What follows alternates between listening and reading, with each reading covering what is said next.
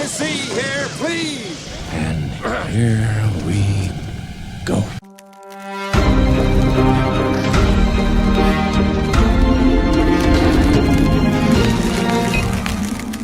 Hey, what's up, everyone? Excuse me, Jazz Broganzo here. Another What's Next. Whew.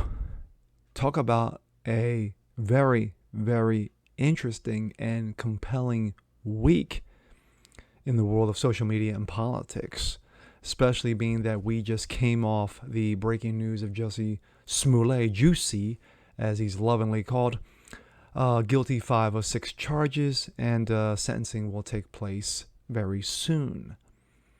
With that being said, go to take a break. We're going to talk about the MCU. We're going to talk about the MCU, as a lot of people are calling it, and of course, Phase 4, which is being called Phase Woke. Are we tired? Are we tired of the MCU? Are we tired of superhero movies? Are we just, is it superhero fatigue that has enveloped us? Let's take a look. This comes out of Bounding into Comics. Wokeness or superhero fatigue, what exactly is killing the MCU? Following the triumphant end of Phase 3, Marvel Cinematic Universe, Disney's follow-up properties have been limping over the finish line, I would say being more like dragged over. Battered and bruised, so far it's Phase 4 Hollywood productions have failed to garner much interest, if any at all. With the recent release of The Eternals bombing hard, cratering at the box office. Prior to that, Shang-Chi and the Legend of the Ten Rings barely made the budget back before turning a minuscule profit in comparison to all the MCU films before it. Even established characters like Natasha Romanoff couldn't make it work in Black Widow, which made only a fraction of what it should have. And of course, lawsuits are pending.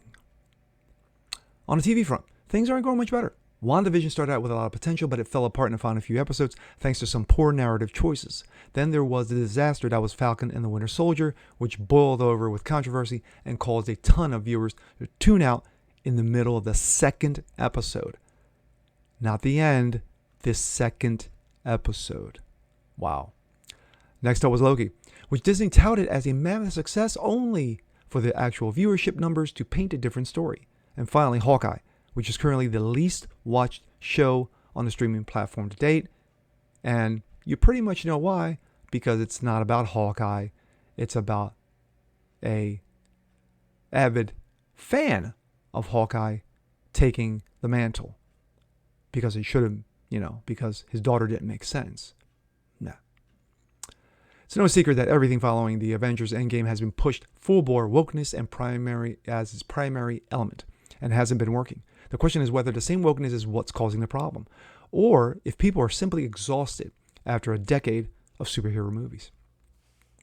Woke politics were already starting to infiltrate the MCU before Phase 4 had run its course. The most notorious example was Captain Wamen, starring the unpalatable and wooden-like, statuesque Brie Larson, who decided to rip on fans, insinuating that audio technicians are perverted gropers.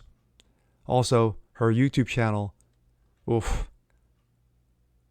You can't unsee that. That being said, wokeness might not be what's killing the MCU, at least not entirely. If anything, it's just a cherry on top of a cake that's quickly going stale. Consider the box office performance of competing properties that have nothing to do with the superhero craze. Have we become tired of superhero films, particularly those from the Marvel camp? It's looking that way more and more. Disney has a nasty habit of trying to milk as many properties as much as possible in the shortest amount of time. This is a mistake the company made with Star Wars. You can see the damage had been done. The result, fallout, caused its axe to drop on several Star Wars projects, including Rian Johnson's, Roundhead, proposed new trilogy, God willing.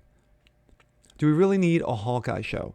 Was it really a good idea to bring out a Black Widow film after killing the character off? Did Disney think that making The Eternals a convoluted and pretentious art house film would attract audiences to a property that few have even heard of? Because they thought that, hey, it worked with the Guardians, let's do it with the Eternals. But when you make an Eternal movie that is just woke and not based on the actual characters in canon, what did you expect? These are the questions that many fans are asking, and for good reason. Oversaturating the film franchises is nothing new in Hollywood. They've been doing it for years, but Disney remains the king of hold my beer moments. It's costing them in an era when streaming cancellations are predicted to soar in 2022. So the question is whether Disney will pull back from the brink or keep going. This article pretty much hits the nail on the head. Fact of the matter is that over the last decade or so, it's been very tiresome. We were getting film after film after film every year and a half. But the way they did it, the way they did the Thanos saga was brilliant. The way they ended it with Endgame was brilliant. The way they shoved Captain Wamen in between the two mammoth Thanos films was stupid, ignorant, and totally horseshoed in and forced. But Phase 4 or Phase Woke has been disastrous, has been utterly disastrous. No one asked for Shang-Chi, yet we're going to force it down your throat because of diversity.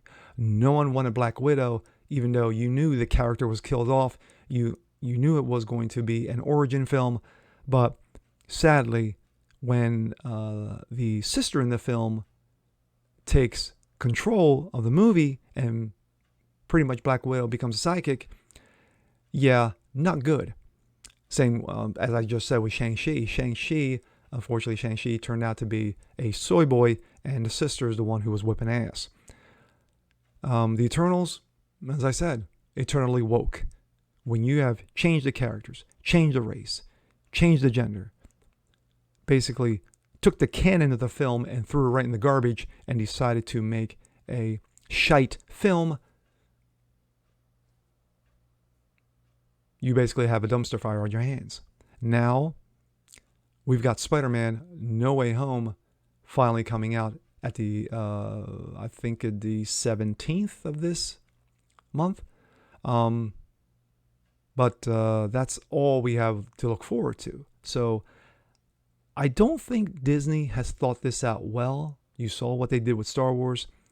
2022 is going to be a very, in my opinion, excuse me, a very, very ugly year for Disney and Marvel, but they brought this all on themselves, and they deserve everything that's coming to them.